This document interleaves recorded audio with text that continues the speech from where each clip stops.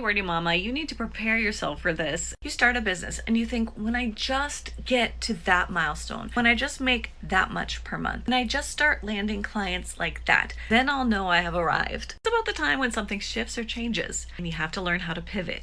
Business for about 5 years, and I've gone through several of these really fun pivots. It might look like changing your rates, changing what services you offer, changing what type of clients you work with, even stepping away from something you really love to make room for something in your business that you love more. That's the pivot and transition that I'm going through in my business right now. I spent the last year as the conversion copy coach for Russell Brunson's masterminds. Tomorrow's my last day. Am I a little sad?